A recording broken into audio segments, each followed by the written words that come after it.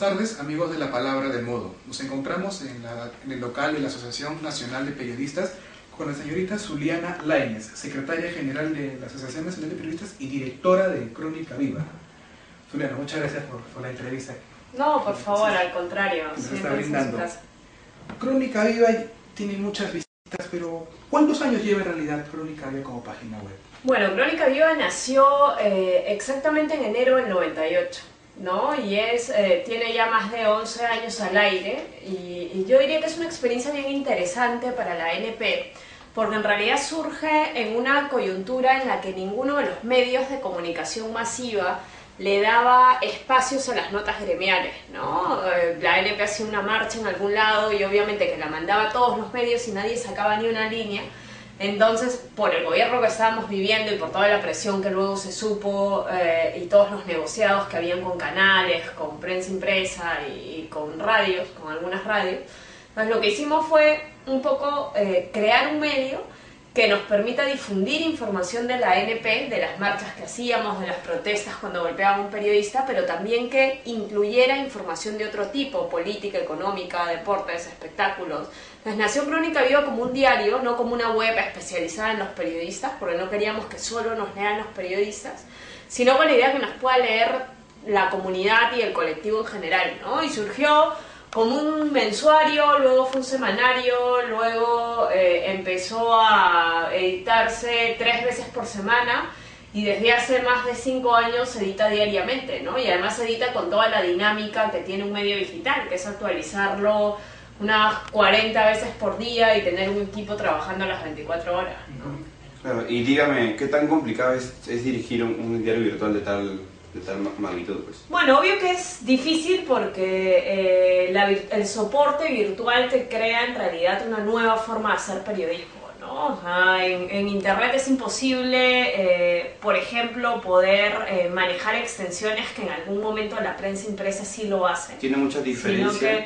Sí, claro que sí, tiene muchas diferencias en lenguaje, tiene muchas diferencias en extensiones, en enfoques, porque al final internet es un medio donde convergen los otros 3 medios. O sea, puedes tener una nota impresa, que tienes texto obviamente, pero lo apoyas con audio y lo apoyas con audio y video, entonces es un poco como la convergencia de los 3 soportes en uno solo, ¿no? Entonces, si la extensión es una limitación, al final te surge en internet el recurso de los hipervínculos y puedes llevar a un lector a que continúe leyendo cosas relacionadas con la noticia, pero sí te crea otro tipo de exigencias desde el lado de lenguaje. Sabes que la gente lo está leyendo pero también lo está mirando y lo está oyendo, sabes de que el tema de la inmediatez se convierte, digo, en radio uno generalmente habla de la noticia de la hora, en prensa impresa uno habla de la noticia del día y en televisión uno habla de la noticia del día si es que tu noticiero sale en la noche o en la mañana, pero en internet generalmente la dinámica es la noticia del minuto, ¿no? Y la gente entra a internet buscando eso. Los últimos minutos, por ejemplo, ¿no? La muerte de Michael Jackson. Exacto.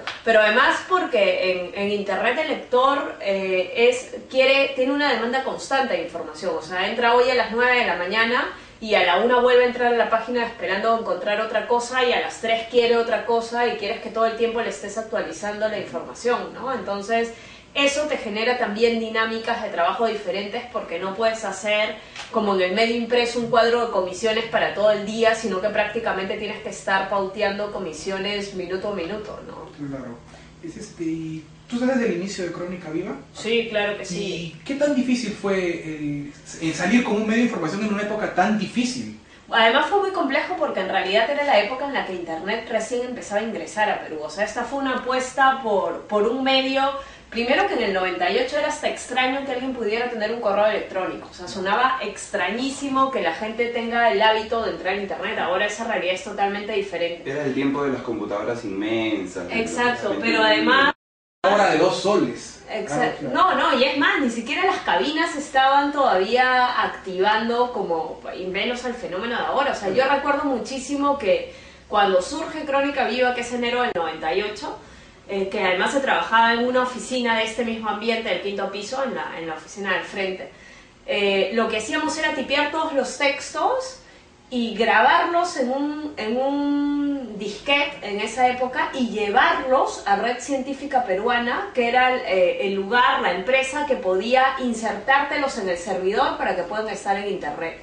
Y obviamente era una página que en ese momento se trabajaba en front page, que ahora mucha gente ni sabe qué es, ¿no? Pero que es casi la prehistoria del internet, y ahora casi todo el formato de Crónica Viva es PHP, ¿no? Y cada redactor sube directamente sus propias noticias y sus imágenes. En cambio, en esa época había que hacer todo el proceso de hacer los textos, pegarlos en front page.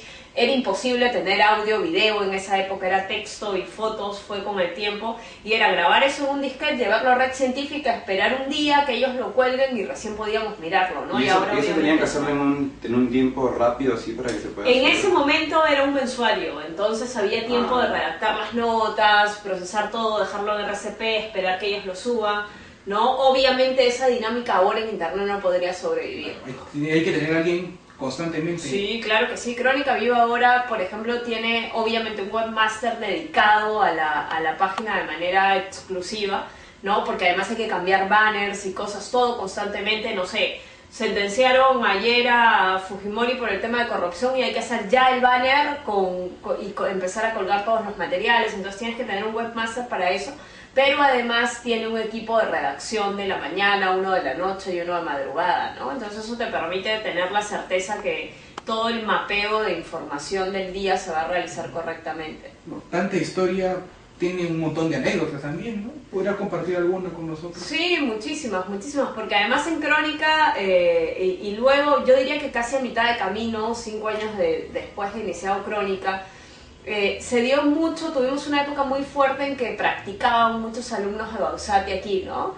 Pero además practicaban bajo la batuta de un profesor que me parece que todavía enseña en Bausati, que es un profesor muy bueno. Yo diría que él sentó una de las mejores etapas de Crónica Viva, ¿no? Que es el profesor Jorge Ramos de la Flor, ¿no? Entonces muchos alumnos se inscribían para practicar y era muy curioso porque cuando llegaban y se daban cuenta que el jefe de redacción era Jorge Ramos de la Flor, que tiene además una imagen súper disciplinada, entonces tenían como el miedo de aquí, ¿no?